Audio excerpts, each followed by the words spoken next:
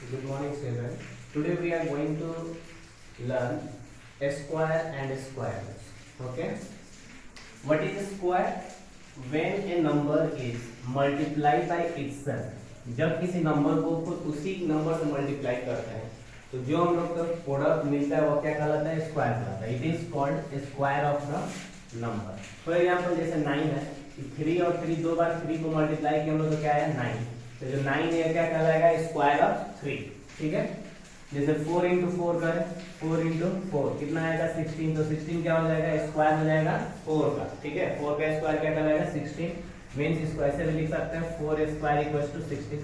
इसके बारे में हम लोग पढ़ चुके हैं एक्सपोनेंट एंड पावर में. इसके बाद आता है बात परफेक्ट स्क्वायर और नॉन परफेक्ट स्क्वायर का.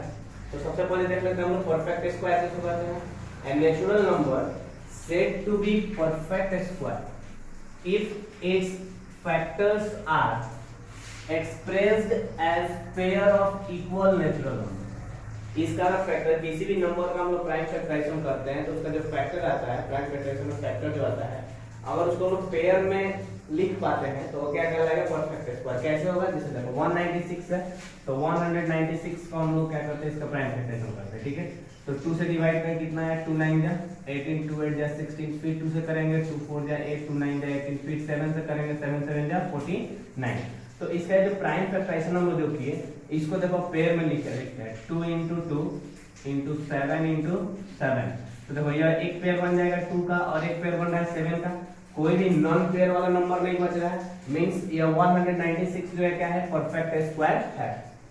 फिर एक है नंबर यहाँ पर 256. इसको देखते हैं 256. इसको भी डिवाइड करो 2 से किया हम लोग 202 2 2 जा 4 2 8 जा 16. फिर 2 से किए 2 6 जा 2 8 2 4 जा. फिर यहाँ पर देखो इसको हम लोग 2 से करते हैं तो 232 जा हो जाएगा. फिर 2 से करेंगे कितना आएगा? 16. फिर 2 से किए 8, फिर 2 से किए 4, फिर इसको 2 से करेंगे तो 2. तो कितने बार 2 आया है? काउंट करो 1 2 3 4 5 6 7 8. 8 बार 2 आया है.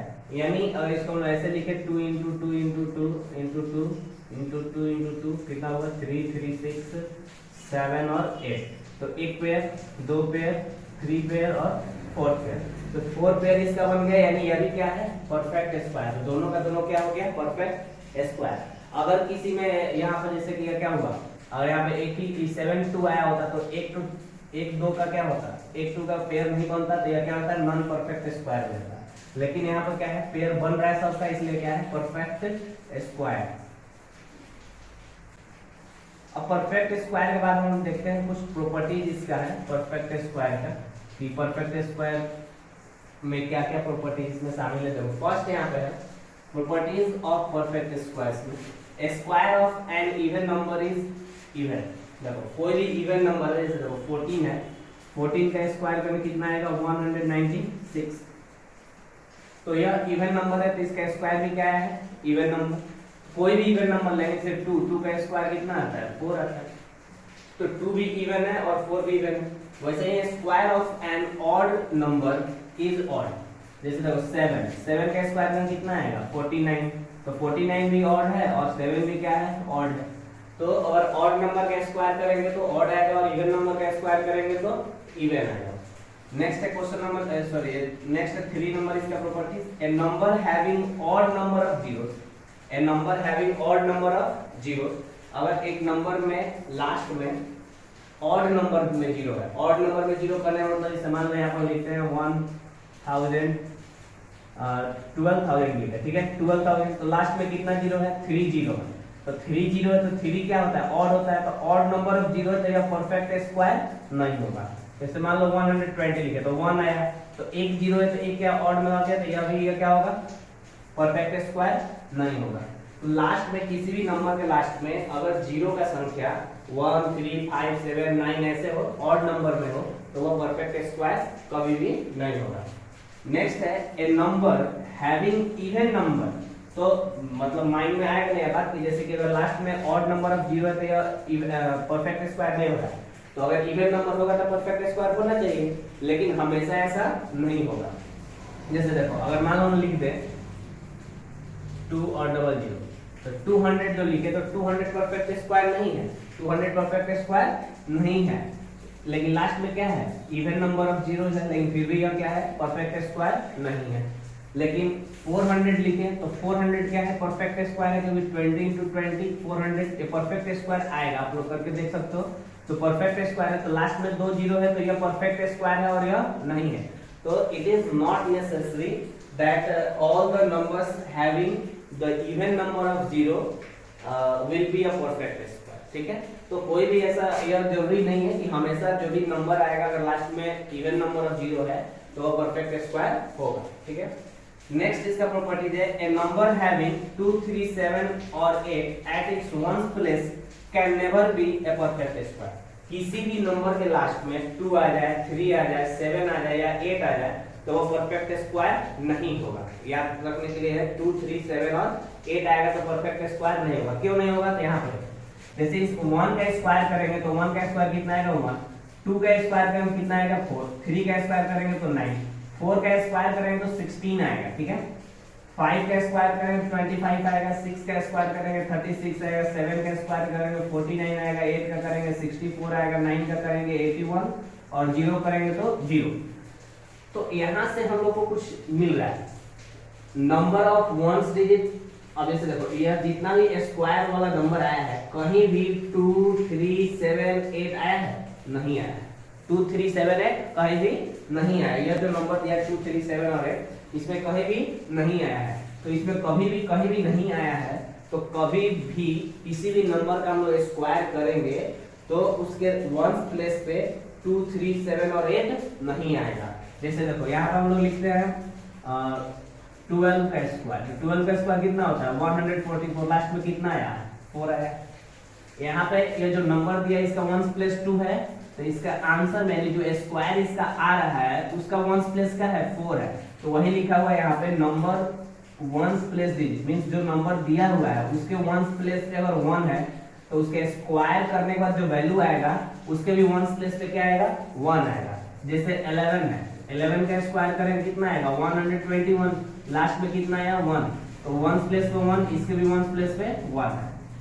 फिर आगे देखते हैं अगर 2 है वंस प्लेस पे तो उसका स्क्वायर में 4 आएगा, 3 है वंस प्लेस पे तो 9 आएगा, 4 है तो 6 आएगा, 5 है तो 5 आएगा, 25 ने बोला 5, ठीक है ना।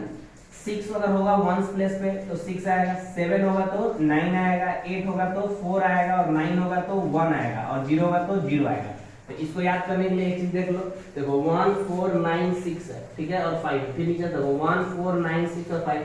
तो ऐसा हम लोग कह सकते हैं कि अगर वंस डिजिट पे मींस कोई भी नंबर दिया है उसके वंस प्लेस पे अगर 1 हो या 9 हो, 1 हो या 9 हो, तो इसको जब स्क्वायर करेंगे तो हम लोग क्या मिलेगा 1 मिलेगा। क्या मिलेगा 1, वंस प्लेस पे क्या मिलेगा 1, 1 का स्क्वायर किया तो 1, 9 का स्क्वायर किया तो 81, तो वंस प्लेस पे क्या आया था 1 आया था।